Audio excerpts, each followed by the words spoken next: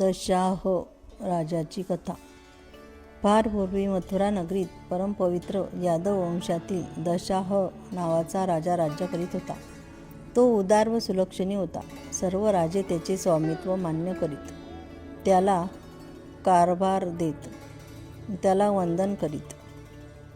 त्याच्या पुढे नतमस्तक होताना त्या राजाच्या मुकुटातील रत्नाचा प्रकाश दशाह राजाच्या चरणावर पडत असे. त्या राजाने समस्त भूतलावर आपल्या सत्तेचे पांघरून घातले होते. जणू त्याच्या यशकीर्तीची धवल पताका शरद ऋतूतील चंद्राप्रमाणे शोभत असे. अर्थात त्याची कीर्ती निष्कलंक व निर्दोष होती. सर्व प्रजाजन व ब्राह्मण त्याच्या कल्याणाचे शुभचिंतन करीत असत. शुद्ध पक्षातील द्वितीयेपासून चंद्राची कला जशी वाढत जाते तसे त्याचे ऐश्वर्य दिवसेंदिवस वाढत होते. तो विष्णूसारखा सुंदर व तेजस्वी होता. सद्बुद्धीरूपी धर्मपत्नीशील प्रेमळ वार्तालाप करायचा. दुर्बुद्धीरूपी दासीकडे तो ढुंकूनही पाहत नसे. दानरूपी शस्त्राने त्याने समस्त याचकाचे दारिद्र्य नष्ट केले होते. तो परशुरामासारखा महापराक्रमी होता. कोराडीचे घाव घातले तरी वृक्ष जसा अचल असतो तसा तो रणांगणात निर्भयपणे उभा राहायचा. शत्रूंना तो प्रलयकाळचा अग्नीच वाटायचा. कोणीही त्याच्या पुढे टिकत नसे. त्याला 14 विद्या व 64 कला उगत होत्या. त्याचे मधुर व गंभीर बोलणे ऐकून प्रजाजनांना आनंद होई. त्याची अफाट सेना पाहून सागरही भयभीत व्हायचा. त्याने दिलेला शब्दही आकाशातील ध्रुवाप्रमाणे अढळ व अचल असे.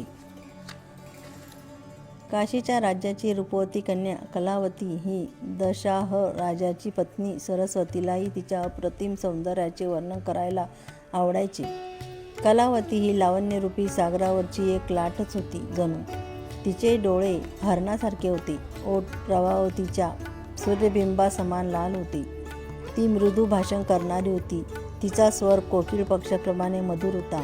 तिची चाल हंसासारखी डौलदार व कंबर सिंहाच्या कंबरेसारखी बारीक होती. तिचे मुख पौर्णिमेच्या चंद्रासारखे तेजस्वी होते. तिची वेणी पाहून वाटायचे हा मोठा काळा भुजंग तर नव्हे.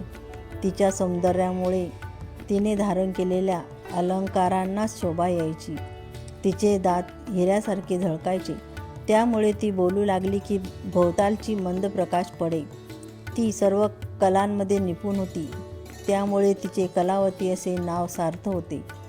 सौंदर्याच्या खाणीतील सर्वोत्तम रत्न अशी ती राणी व्यवहार चतुर व हुशार होती. तिच्या अंगीचा सुगंध सर्वत्र दळवत असे. तिच्या मुखचंद्राकडे कितीही पाहिले तरी राजाचे समाधान होत नसे. त्याचे डोळे भ्रमर होऊन तिच्या सौंदर्यरूपी कमळावर मुंजी घालत असत. एके दिवशी राजाचे मन सारखे कलावतीकडे धावत होते. तिच्याशी सहवास करण्यासाठी तो आतुर झाला होता. त्याने तिला बोलवले, धाडले, पण ती आली नाही. तिच्याशी प्रणयचेष्टा करायला आसुसलेला तो राजा अक्षरशः जाळ्यात सापडलेल्या माशासारखा तळमळत होता. शेवटी तो स्वतः उठून तिच्या महालात गेला, पण त्याला पाहून कलावती प्रसन्न झाली नाही. राजा तिला म्हणाला, हे प्रिये, हे शृंगारलतिके, ये माझ्याजवळ ये. तुझ्या शुभलक्षणी शरीराने मला आलिंगन दे. मी तुझ्या सहवासासाठी आतुर झालो आहे. मला तुझा अंगसंग देऊन संतुष्ट कर. नाराज करू नकोस. या मिलनातून तुला उत्तम पुत्र होईल. त्याला पाहून सर्वांना अत्यानंद होईल. तेव्हा कलावती म्हणाली, स्वामी, मला क्षमा करा. मला स्पर्शही करू नका. मी तुमची इच्छा पूर्ण करू शकत नाही. राजा म्हणाला, का बरे? का बरे? माझ्यावर रुसली आहेस का? ती म्हणाली, आपल्या प्रिय व्यक्तीवर कोणी रागवते का? मी शंकराची उपासना करीत असल्यामुळे व्रतस्थ आहे, म्हणून आपल्याशी रम्मान होऊ शकत नाही. राजा म्हणाला, असं कसं करतेस? मी तुझ्या सहवासासाठी व्याकुळ झालेलो आहे. तेव्हा राणी त्याला समजावीत म्हणाली, राजन, धीर धरा. माझा व्रतनियम मोडायला सांगू नका. स्त्री जर रोगिष्ट, गर्भवती, ऋतुमती, उपाशी, व्रतस्थ, वृद्ध व अशक्त असेल तर ती भोगू नये हे मी आपणास सांगायला नको. पर्व काळ व व्रताचे नियम नसतील तर उत्तम काळी उत्तम भोजन करून मगच स्त्रीसंग करावा. समगमनाच्या वेळी स्त्री व पुरुष तरुण, रूपवान व आनंदी असावे. त्यांच्या मनात चिंता, उद्विग्नता असू नये. एकमेकावर प्रेम प्रसाव करीत सहवासाचा आनंद उपभोगावा. पण कामवासनेने अंध झालेल्या दशाहराने तिचे बोलणे मनावर घेतले नाही. त्याने दोन्ही हात पसरून कलावतीला एकदम दृढ आलिंगन दिले. पण काय आश्चर्य, तिला बाहुपाशात घेताच राजाचे अंग पोळले. तो क्षणार्धात तिच्यापासून दूर झाला. त्याला मोठा प्रश्न पडला. त्याने कलावतीला विचारले, राणी, हे काय नवल आहे? तुझे अंग इतके तप्त कसे? कलावती म्हणाली, महाराज, रागावू नका. अनुसूयापुत्र दुर्वास हे माझे गुरु आहेत. त्यांनी मला शिवपंचाक्षरी मंत्र दिला आहे. त्या गुरुपदिष्ट मंत्राचा अहोरात्र जप केल्याने मी पावन झाले आहे. माझे शरीर तप्त नाही, ते तर अत्यंत शीतल आहे. आपले शरीर अपवित्र असेल, आपण अभक्ष्य केले असेल, आपले आचरण शुद्ध नसेल तर शरीरही पिटाळते. श्री गुरूंच्या कृपाप्रसादाने मला अंतर्ज्ञान आहे. त्या आधारे मी एवढे सांगू इच्छिते की आपल्याकडून जप, तप, शिवपूजन, गुरूंची सेवा असे कोणतेही कर्म घडलेले नाही. त्यामुळे पुढे आपल्याला दारुण नरक यातना भोगाव्या लागणार आहेत. हे सर्व टाळायचे असेल तर वेळी सावध व्हा. स्वतःच्या उद्धारासाठी काहीतरी साधन करा. हे ऐकून राजाला फार पश्चाताप झाला. त्याला काहीच बोलवेना. तो कलावतीला म्हणाला, राणी, तू खरोखर सद्गुणी आहेस. माझ्याकडून अनंत प्रमाद घडले आहेत, हे मी मान्य करतो. तू मला शिवमंत्र दे. त्याच्या जपाने मीही पावन होईन. माझी महापापे जळून भस्म होतील. कलावती म्हणाली, नाथ, मला क्षमा करा. शिवमंत्राची दीक्षा देण्याचा मला अधिकार नाही. शास्त्राप्रमाणे पती हा पत्नीचा गुरु असतो, हेही आपण जाणता. म्हणून आपण यदुकुळाचे मुख्य गुरु गर्गमुनी यांना शरण जा. त्यांच्याकडून शिवमंत्राची दीक्षा घ्या. ते वसिष्ठ, वामदेवासारखे श्रेष्ठ ज्ञानी ऋषी आहेत. राजालाही ते पटले. तो आपल्या राणीसह गर्गमुनीच्या आश्रमात गेला. त्यात थोर तपस्व्याला वंदन करताना त्याच्या हृदयात अष्टसात्विक भाव दाटून आले होते. तो नम्रपणे म्हणाला, हे मुनीश्वर, मी तुम्हाला शरण आलो आहे. माझ्यावर दया करा. शिवमंत्राची दीक्षा देऊन मला कृतार्थ करा. त्यावेळी त्याचा मनोभाव जाणून गर्गमुनींना करुणा आली. राजा राणीला घेऊन ते यमुना तीरी आले. त्या दोघांना स्नान करावयास सांगितले. त्यांचे स्नान झाल्यावर त्यांच्यासह एका मोठ्या वृक्षाखाली बसले. तेथे राजाकडून यथासांग शिवपूजन करवून घेतले. राजाने गर्गमुनींचीही पूजा केली. त्यांना दिव्य रत्ने व दिव्य वस्त्रे दिली. गुरुदक्षिणा म्हणून अपार द्रव्ये दिली. अनन्य भावाने त्यांचे पाय धरले व म्हणाला, गुरुदेव, कृपा करून मला अनुग्रह द्या. मला शिवदक्षा देऊन धन्य करा. खरोखर जे गुरुला शरण जातात, त्यांची सेवा भक्ती करतात, त्यांच्या उपदेशाचे निष्ठेने पालन करा, ते धन्य होत. पण जे गुरुची वंचना करतात, त्यांच्या नशिबी घोर नरक यातना येतात. श्री गुरूंच्या घरी संकट असताना खरोखर जे गुरुला शरण जातात, त्यांची सेवा भक्ती करतात, त्यांच्या उपदेशाचे निष्ठेने पालन करतात, ते धन्य होत. पण जे गुरूंची वंचना करतात, त्यांच्या नशिबी घोर नरक यातना येतात. श्री गुरूंच्या घरी संकट असताना जो सुखविलासात दंग असतो, त्या मतिमंदाला ज्ञान कसे मिळणार? गुरु म्हणजे ब्रह्मानंदाची सजीव मूर्ती. गुरु म्हणजे साक्षात परब्रह्म. जो त्याची भक्ती करीत नाही तो अधम. काही लोक युक्तिवाद करतात, म्हणतात तन मन धन या सर्व नश्वर गोष्टी आहेत, त्या गुरूंना अर्पण करण्यात काय अर्थ आहे. असे ज्ञान पाजळणाऱ्यांना षडांना काय म्हणावे. त्या महाचांडाळाचे कधी तोंडही पाहू नये. त्यांची विद्या, त्यांचे ज्ञान, त्यांचे वैराग्य, त्यांची साधना हे सर्व व्यर्थ, त्यांचा धिक्कार असो. असे वक्तव्य करणारा 4 वेद आणि 6 शस्त्रे जाणणारा विद्वान पंडित जरी असला तरी त्याचे पांडित्य निरर्थकच. गाढव पाठीवरून चंदनाचा भार वाहते, पण त्याला त्याचा सुगंध लागत नाही. पळी षडसान्य वाढते, पण तिला त्याची चव कळत नाही. मापाने तांदूळ मोजले जातात, पण भात खाण्याचे सौख्य त्याच्या नशिबात नाही. घाना उसाचा रस गाळतो, पण त्याची गोडी चाखतात दुसरे. पात्रात साखर साठवली जाते, पण त्याला तिची माधुरी लावत नाही. गुरूंची वंचना करणारे असेच असतात. ते आपल्या ज्ञानाचा, आपल्या विद्वत्तेचा गाढवाप्रमाणे व्यर्थ भार वाहतात. गुरुभक्तीत किती आनंद आहे हे त्यांना कधीच कळत नाही. गुरुला विन्मुख असणारे ते सर्व अभाविक आणि दुर्जन होत. पण दशाह राजा तसा नव्हता. तो भाविक, उदार व श्रद्धावंत होता. त्याचा पश्चाताप खरा होता. त्याची स्वतःच्या उद्धाराची तळमळ खरी होती. त्याची शरणता खरी होती. त्याने निर्मळ मनाने गुरूंची षोडोपचारे पूजा केली व आपले मनोगत व्यक्त करून त्यांच्या सन्मुख हात जोडून उभा राहिला. तेव्हा गर्ग मुनींनी त्याला हृदयाशी धरले. आपला वरहस्त त्याच्या मस्तकी ठेवला. त्याला नमः शिवाय या पंचाक्षर मंत्राचा उपदेश केला. त्या अनुग्रहाने तो नृपोत्तम धन्य झाला. त्याच्या अंतःकरणातील अज्ञानाचे निरसन झाले. त्याला निजबोध झाला. त्याच वेळी एक आश्चर्य घडले.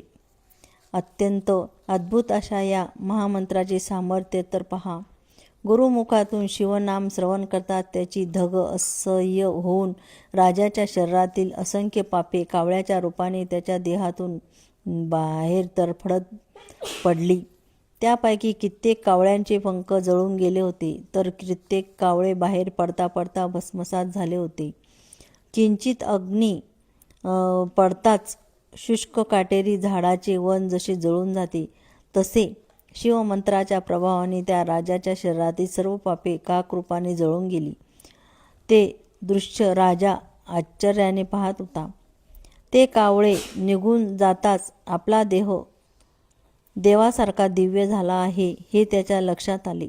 त्याला अतिशय आनंद झाला. आपण जे पाहिले ते सत्य होते की भ्रम हेच त्याला कळेना. त्याने गर्गमुनीला विचारले, हे मुनिश्रेष्ठा, माझ्या देहातून एवढे असंख्य कावळे कसे निघाले? माझे रूप इतके दिव्य कसे झाले? गर्गमुनी म्हणाले, राजन, शिवनामाच्या प्रभावाने तुझी अनंत जन्मीची पापे जळून भस्म झाली आहेत. कावळे हे त्याचे प्रतिकात्मक रूप होय. आता तू पूर्णतः निष्पाप झाला आहेस, म्हणून तुला हे दिव्य रूप मिळाले आहे. ते ऐकताच राजाचे हृदय कृतज्ञतेने भरून आले. तो अत्यंत प्रेमाने गुरुस्तवन करू लागला व म्हणाला, गुरुदेव, तुम्ही धन्य आहात. धन्य धन्य तो शिवमंत्र. तुम्ही पंचमहाभूतांची झाडणी करून मला सावध केले.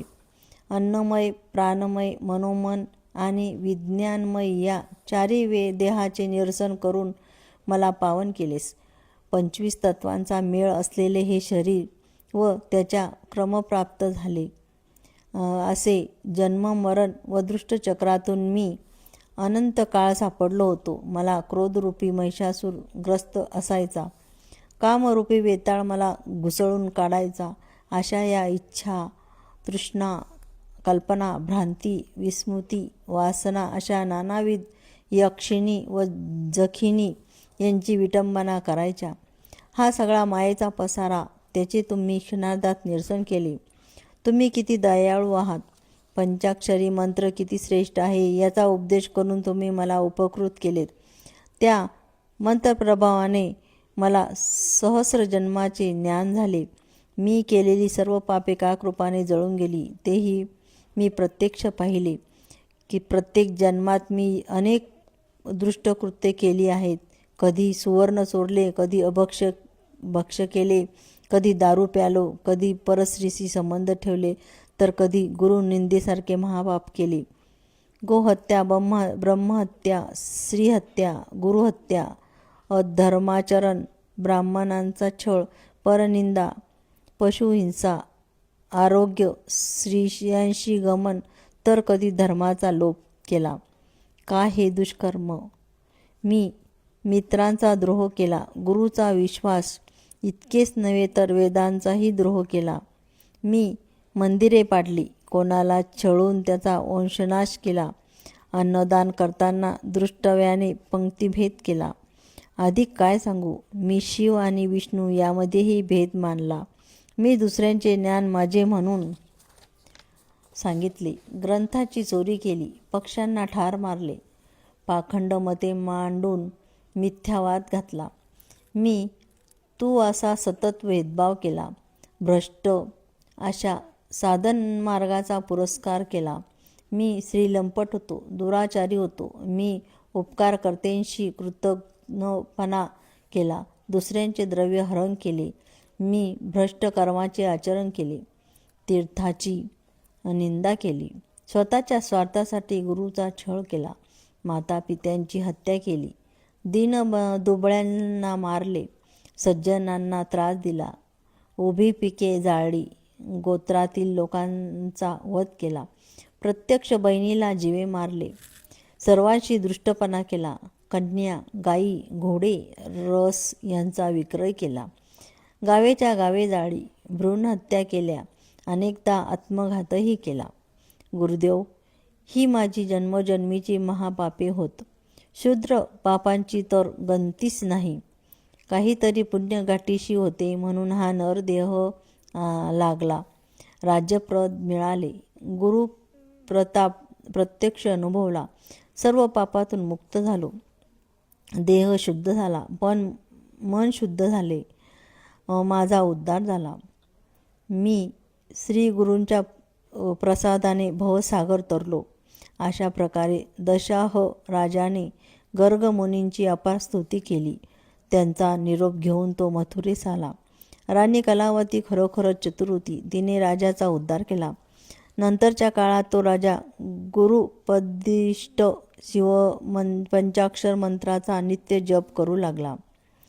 त्यामुळे शिवकृपेने त्याचे राज्य वाढले.